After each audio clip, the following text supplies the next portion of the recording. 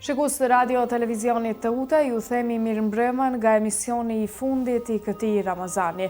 Faleminderit edhe një herë që qëndruat me emisionet tona gjatë gjithë këtij muaji dhe u shoqëruat së bashku me neve. Ne kemi nderin dhe kënaqësinë që edhe sonte të kemi të ftuar kryeimamin e Bashkësisë Islame, Zotëria Ali Bardhi, për të folur për këtë natë të fundit. Mirëmbrëma dhe faleminderit që jeni sonte me neve. Mirëmbrëma, selamu alejkum për gjithë ju, shikuesve tuaj dhe gjithë ata besimtarë që kanë agjeru ditën e sotme dhe këtë muaj të mallnueshëm të Ramazanit. Ju lut Allahu xhaleshanu që t'ju këtë pranuar gjitha adhurimet dhe ibadetet. Amin. Faleminderit edhe një herë për bashkëpunimin që kemi pasur së bashku ne nga. Po, unë do të gjej rastin që në emrin të kryesisë t'ju falenderoj juve, gjithë gazetarëve tuaj, stafit tuaj të televizionit për këtë bashkëpunim të mrekullueshëm.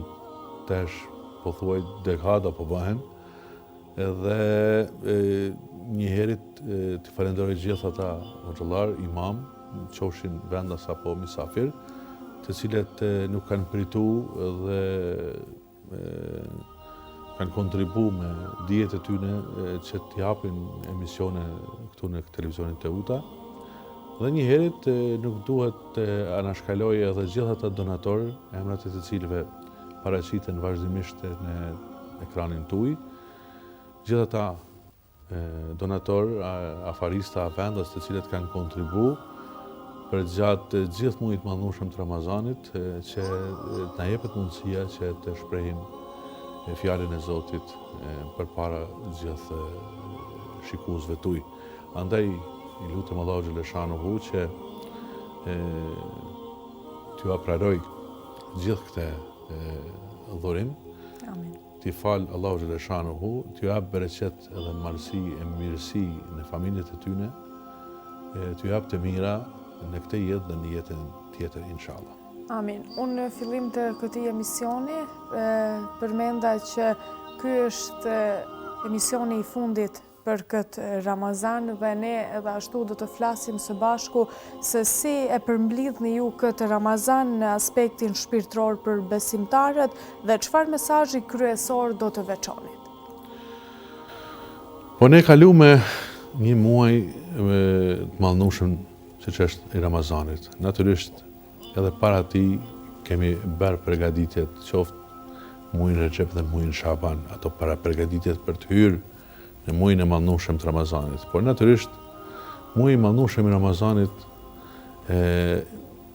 ishte një mundësi e mirë për gjithë ne, për gjithë njerëzit, për gjithë besimtarët, për gjithë ata të cilët edhe nëse janë me emër, thoja musliman.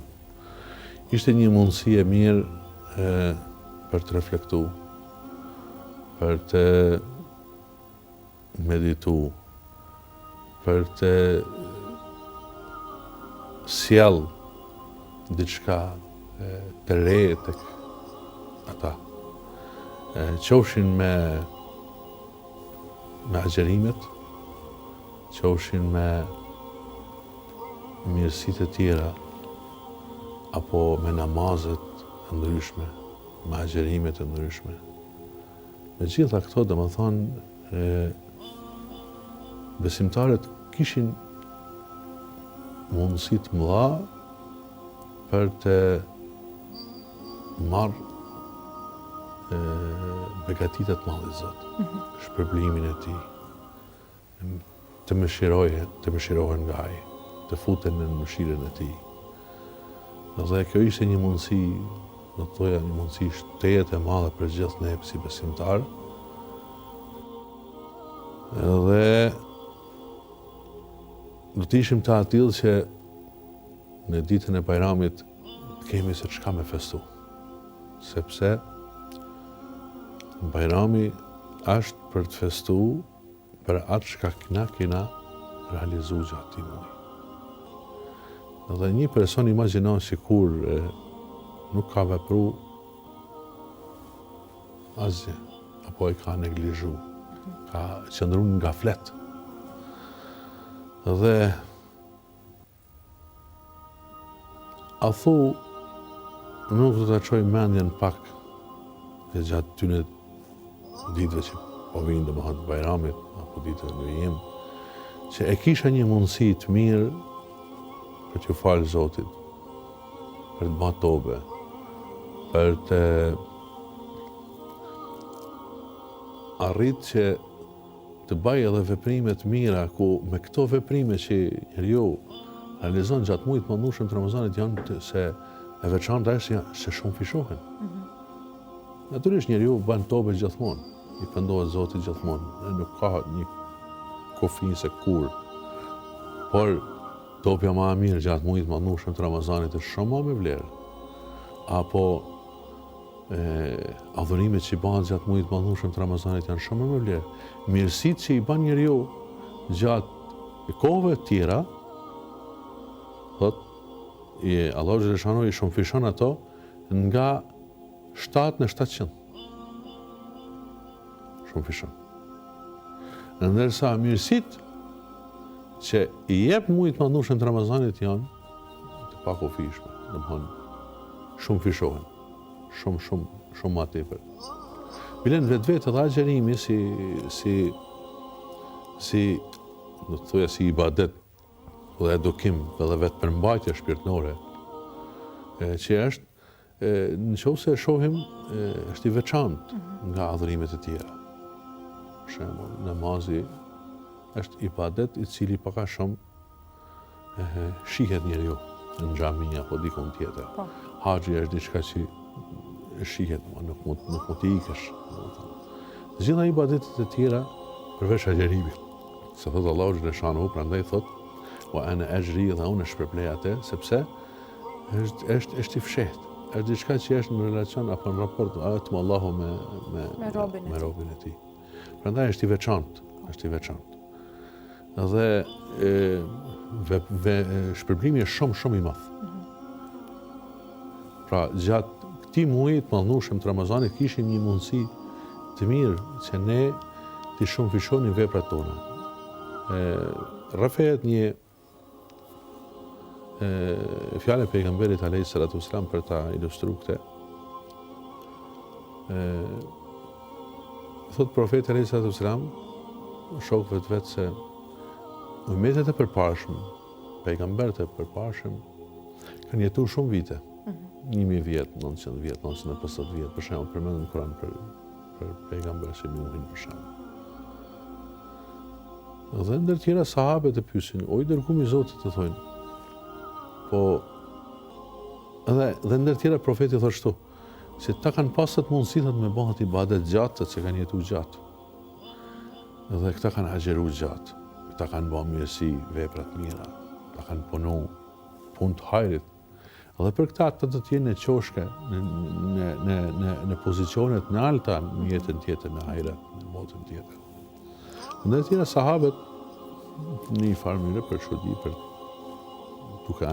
duke bërë një analogji, thënë o i dërguari i Zotit, po a mos është ndonjë padrejtësi se ne jetojmë me pak dhe ndoshta nuk e kemi mundësinë e ummeteve tjera që kanë arrit si rezultat i moshës së tyre. Dhe ai thotë unë gjatë Allahu xhaleshanu për ju ka dërguar natën e Kadrit, që është një mirësi e veçantë që e kemi kaluar. E nata e Kadrit, siç thot Kurani, Lejletul Qadr khairun min alfi shahr, është më e vlerëshme, më e mirë se 1000 muaj. Dhe nëse ti e përllogarit, bën një përllogaritje apo një përkthim, është 83 vite. Çfarë në kupton? Nëse një person jeton 50-60 vite, shtohet ka 80 vite, shumëzim për 80 vite kalon domethënë 1000 vite. Prandaj është një mirësi e madhe që ka muaji i mëdhenshëm i Ramazanit, shumë gjëra të tjera, por që e veçantë që është nata e Kadrit, që njeriu nuk duhet ta kalojë në gaflet kuptimin, nga kuptimin që të mos bëj asnjë lloj duaje, asnjë lloj lutje, asnjë lloj tobet, asnjë lloj mendimi të mirë apo ndryshim, një reflektim, sepse vetë nata e Kadrit është nata e Kuranit, nata e zbritjes Kuranit. E Kurani çfarë është? Hudan lin-nasi wa bayyinatin min al-huda wal-furqan. Është udhëzues sqarues, i cili dallon të mirën nga të keqen. Pra ai misioni i tij ky është, domethënë, për me dallu edhe pas besimit me dallu të mirën e të keqen, në mënyrë që ne në jetën tonë të jena më të devotshëm, më të përpikt, më të sjellshëm, më të edukum, më të mirë me njëri tjetrin. Prandaj gjitha këto domethënë është keqardhje, edhe siç do thot profeti alayhis salam, qoftë turpi madh apo keqardhja e madhe, domethënë për ata të cilët ju vjen muaj i madhnushëm Ramazanit e nuk arrin që marrin shpërblimin e tij. Për të gjithë ato që kanë agjëruar, kanë bërë lutje, dua të ndryshme dhe ibadete të ndryshme, janë munduar që këtë muaj ta kalojnë me mirësi dhe të jenë të devotshëm. Si mund ta kuptojnë ata që janë pranuar lutjet dhe agjërimi?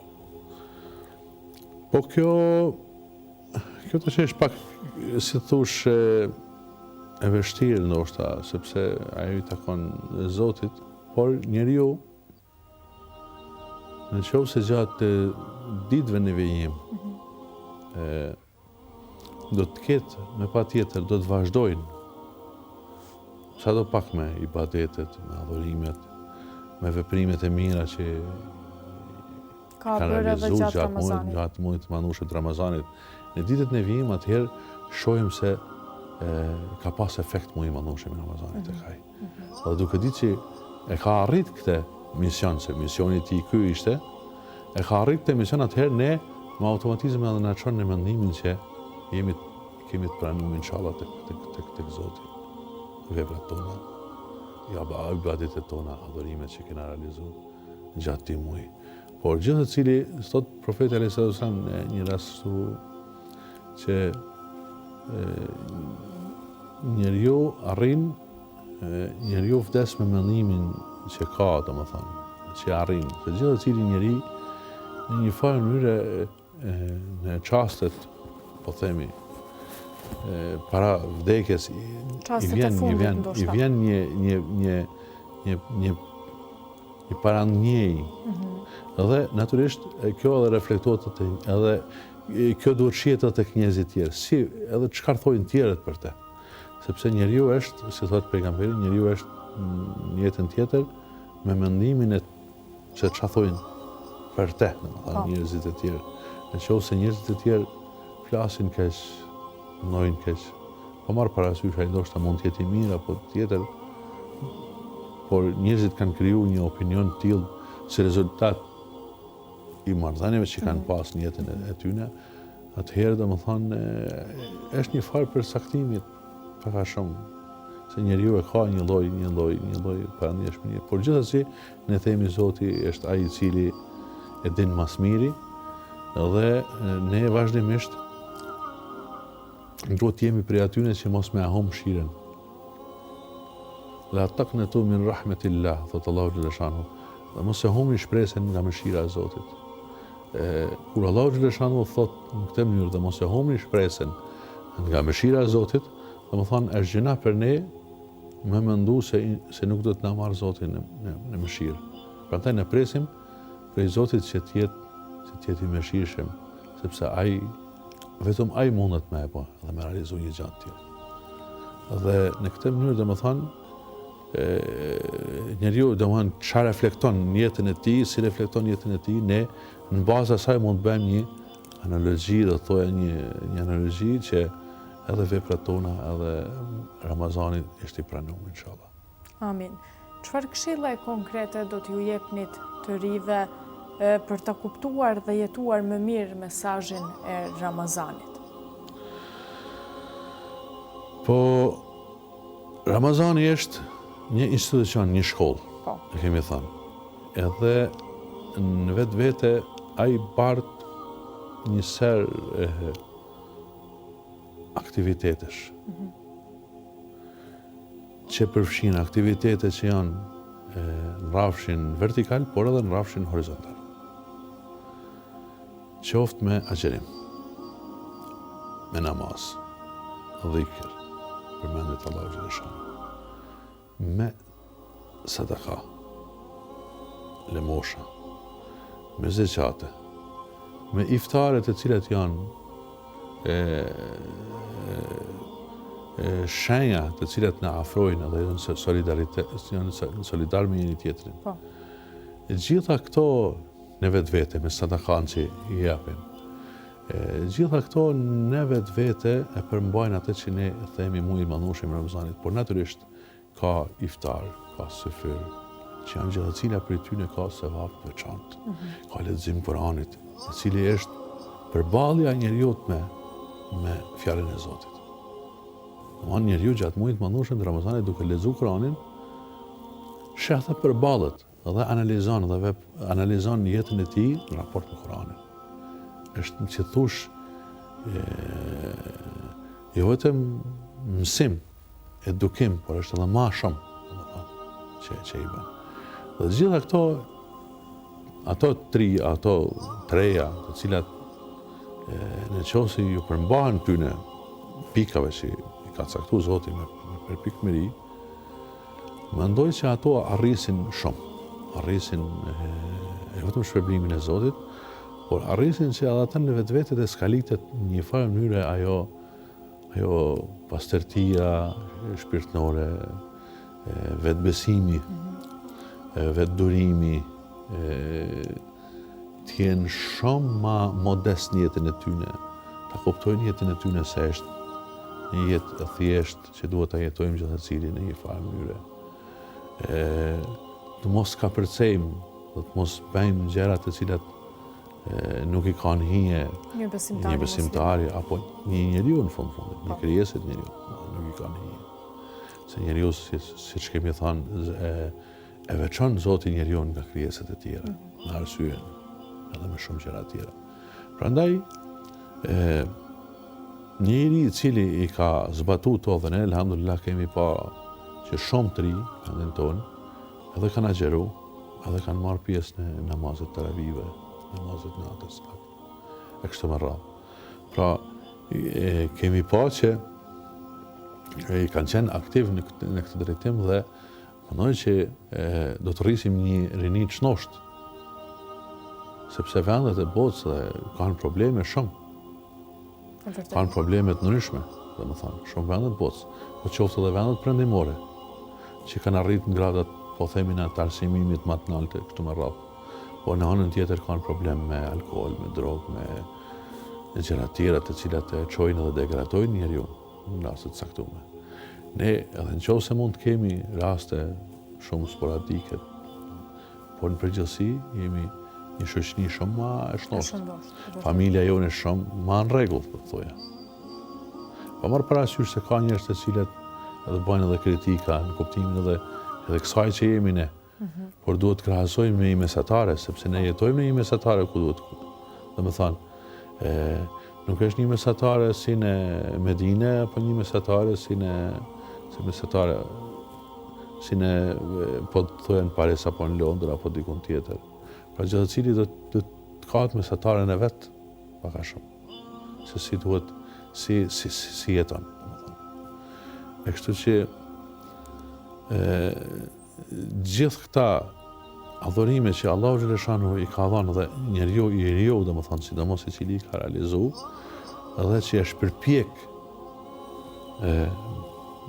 që të realizoj ato, natyrisht që ato do t'i dalin në faqe ati. Do t'i dalin në faqe ati gjatë viteve në vijim, gjatë ditëve në vijim, gjatë përballjes së tij në shoqëni, gjatë përballjes së tij me raste të ndryshme, sepse gjatë këtij muaji është fol shumë, edhe kena fol edhe këtu imamët tanë kanë fol tema të ndryshme, edukative, arsimore, tema të cilat e ruajnë shoqëninë, e ruajnë thelbin e shoqënisë.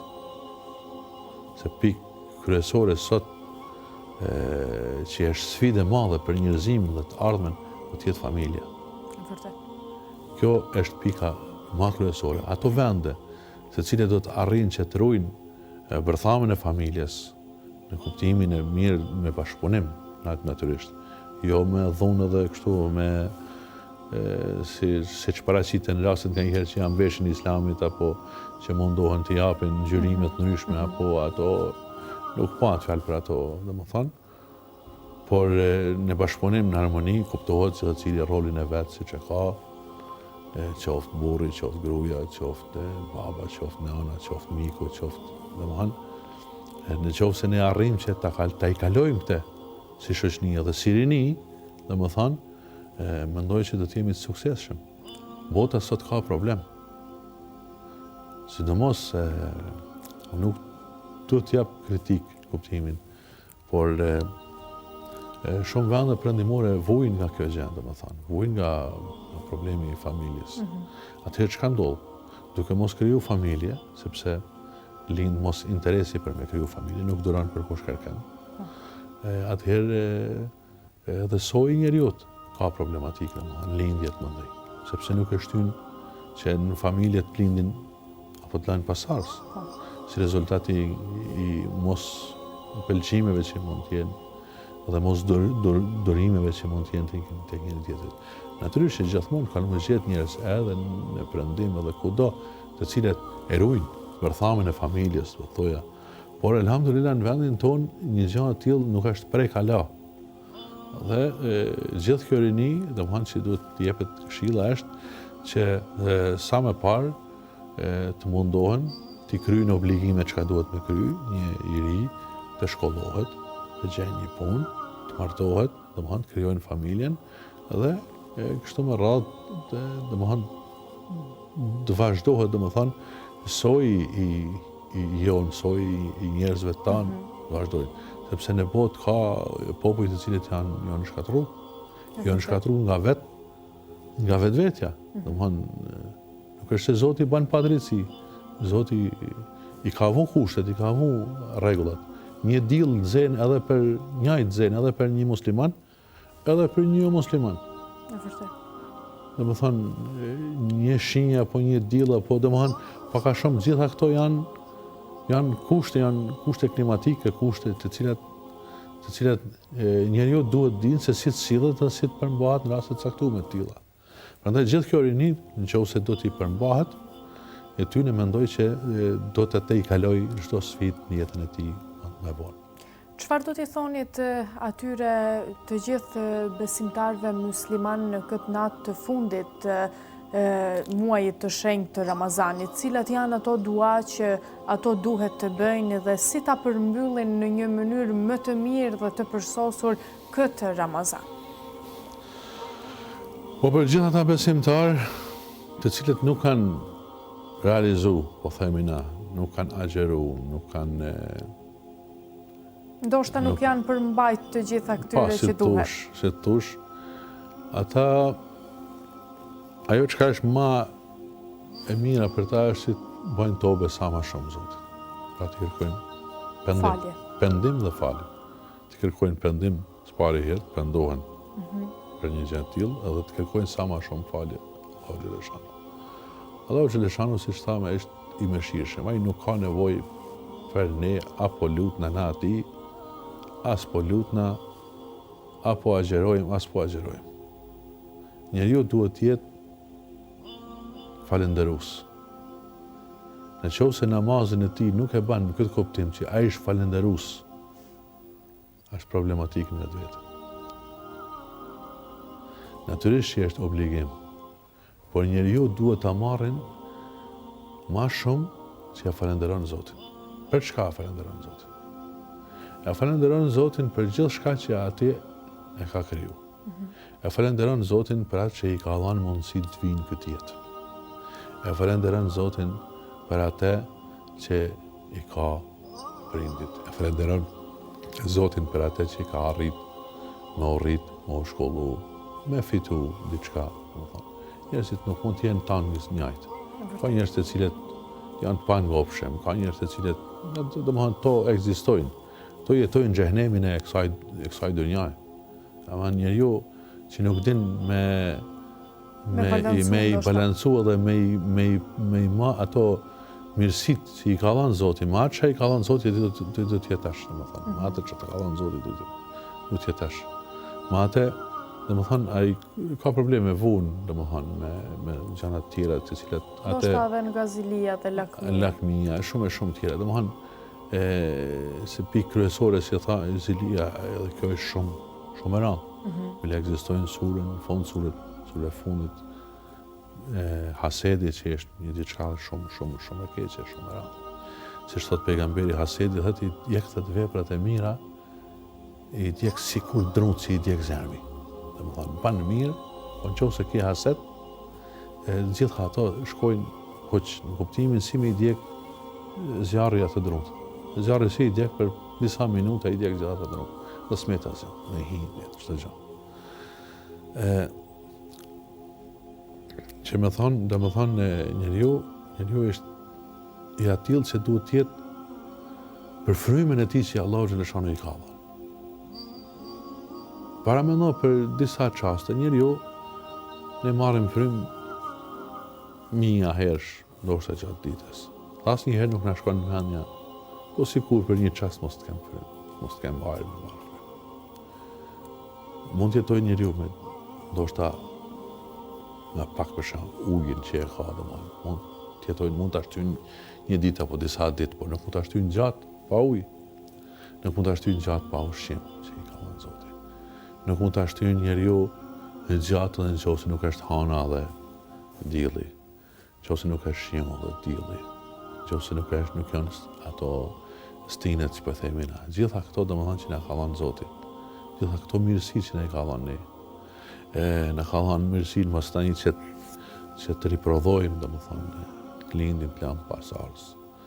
Për gjitha këto domethënë njeriu nuk duhet të jetë falënderues. Kur i thotë pejgamberi Islam ishte duke falë gjatë. I thotë bashkëshortit e atij Aisha radhiyallahu anha, ato i dërgumi Zotit, nuk e ketë garantuar i thotë ti xhenetin. Si i përgjigjet pejgamberi Islam? Pa mos të jam unë falënderues. Pra nuk është pyetja tu, tash ti çfarë po fitoj në xhenet, domosdoshmë se ne ndëlidhim çdo gjë. A din, vetëm si kam të shehallin nga ana se jena materialista, veç mendojmë çdo gjë për kthejmë nga ana materiale. Çka kam me fitu? Por pejgamberi Islam për ne përgjigje shumë të fortë. Thotë atë mos jam unë falënderues. Domethënë ai e ka të garantuar, por nuk është qëllimi aty. Vetëm çfarë po fiton tash ti. Por a mos jam unë falënderues? Pra, njeriu në vetvete duhet të jetë falënderues e krijuesit të tij për çka ka dhënë gjithë të mira. Edhe gjithë cili domethënë këto falënderime, mandej Zoti na mëson se si duhet me falënderu. Na mëson me namaz me falënderu, na mëson me dhikr, na mëson me fjalë. Njeriu falënderon nuk ka nevojë me as me bërtit, as me gjë, se nuk jetu i fol dikuj njeriu, jetu i drejtu Zotit. Apo kur i kërkon Zotit një lutje, kur i bën Zotit një lutje. Domethënë njeriu thjesht është nga njëherë dhe mjafton edhe ndërgjegja zemra që mi drejtu ti, Allahu xhaleshanu. Ai është reflektimi i madh që mund ndodh nga një herë dhe si rezultat i zemrës njeriu. Por gjithsesi domethënë ajo që themi është që njeriu duhet të falenderojë Zotin dhe mënyrën se si e falenderon ai gjithë cili është ia falenderon.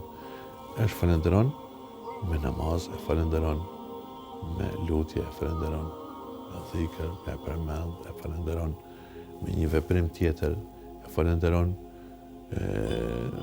duke kry hajratet ndryshme e kështu me radhë. Ne shpresojmë që të gjithë atyre besimtar musliman, ky Ramazan dhe agjerimi e lutjet e tyre tu jenë pranuar dhe Zotit ja kenë bërë kabul. Unë dua t'ju bëj edhe një pyetje të fundit.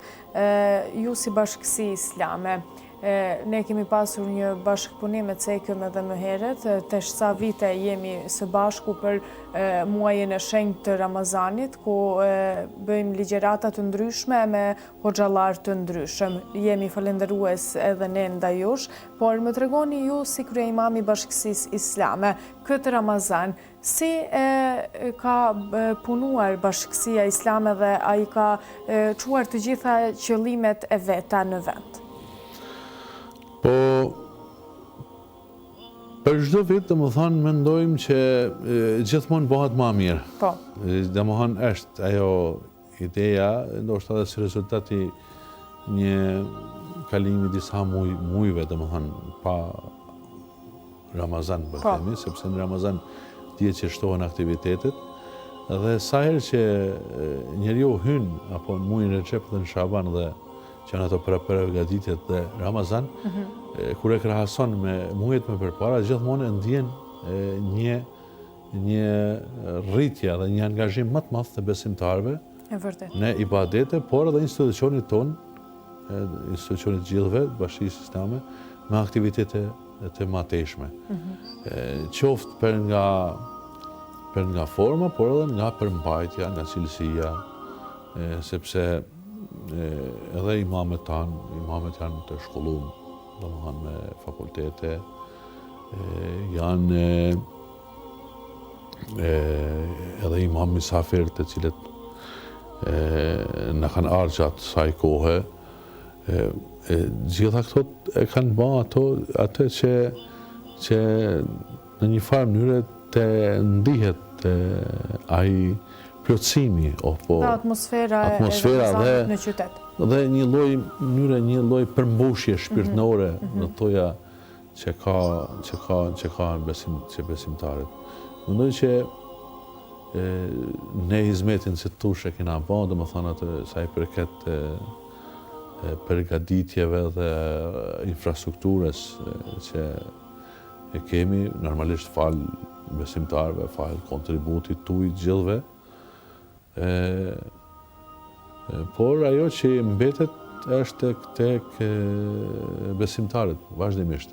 Prezenca e njerëzve, prezenca e besimtarëve, sidomos në frekuentim në xhami apo me agjerime apo edhe me veprime të tjera, është një dëshmi edhe një fakt, një argument që është më mirë.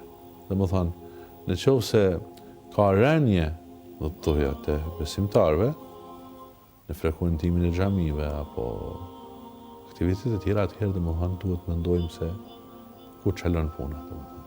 Po përderisa ne kemi ngritje, pa marrë parasysh se ne a kemi qenë të Zot që t'i realizojmë gjitha ato dëshirat të besimtarëve, të njerëzve, apo ato pritshmëritë ndoshta që kanë pas njerëzit, a i kemi realizu, apo jo, a është përsëri çështje si thosh tjetër, por vetë fakti i prezencës së besimtarëve na bën shumë të lumtur që ato për vete punojnë normalisht për komunitetin, për bashkinë, për vendin, me lutjet e tyne, me adhurimet e tyne. Dhe kjo gjë domethënë na gëzon jashtëmase. Prandaj edhe i lutim Allahu xhaleshanuhu që ti këtë pranuar gjitha adhurimet e tyne, lutjet e tyne gjatë këtij muaji, dhe inshallah në ditët në vijim, në kohët në vijim, ajo të reflektoj në jetën e tyne të përditshme. Faleminderit edhe një herë që ishit me neve gjatë gjithë këtij muaji Bashkësia Islame, ku patëm një bashkëpunim edhe një herë cek kështu të frytshëm për të gjithë ato besimtarë që na kanë ndjekur gjatë gjithë muajit të shenjtë të Ramazanit. Uroj dhe shpresoj që Zotit ju ketë pranuar lutjet dhe agjërimin tuaj, dhe faleminderit edhe një herë që ishit me neve. Faleminderit edhe juve edhe një herë gjithë stafit tuaj, gjithë hoxhallarëve që kanë kontribuar nëpërmjet një herë përsëris, dhe gjithë ata donatorë, afaristë vendas që kanë kontribuar dhe kontribuojnë të sa vjet. Zoti t'ju jap mirësi, begati, bereqet, t'ju pranoj Zoti gjitha ato mirësi, inshallah gjatë këtij muaji të mëndshëm, të gëzojnë inshallah në familjet e tyne dhe të afërmit e tyne gjatë viteve, gjatë ditëve të Bajramit, edhe në ditët në vijim, inshallah, të kenë mirësinë dhe begatinë dhe të jetojnë në harmoni edhe në paqë me njëri tjetrin. Amin, faleminderit. Ne këtu edhe do ta mbyllim emisionin e Ramazanit, por nesër do të jemi përsëri së bashku, dhe faleminderit edhe një herë. Faleminderit e juve. Shikues të Radio Televizionit Teuta, unë ju falenderoj për vëmendjen tuaj. Faleminderit që keni qëndruar gjatë gjithë këtij muaji me ekranin e Televizionit Teuta, e posaçërisht edhe me emisionin kushtuar muajit të shenjtë të Ramazanit. Edhe njëherë dua të falenderoj sponsorët tonë që kanë bërë këtë dhe kanë mundësuar këtë emisione, posaçërisht edhe Bashkësinë Islame që kemi realizuar së bashku edhe këtë vit me ta këtë emision. Faleminderit edhe njëherë, kurse ditën e nesërme do të keni mundësi që programin kushtuar festës së Fitër Bajramit ta ndiqni nga ora 8. Do të keni mundësi të ndiqni intervista dhe të ftuar kushtuar kësaj feste. Faleminderit edhe njëherë dhe uroj dhe shpresoj që në këtë muaj të shenjtë ju jenë pranuar lutjet dhe agjërimi. Natën e mirë dhe mirupafshi.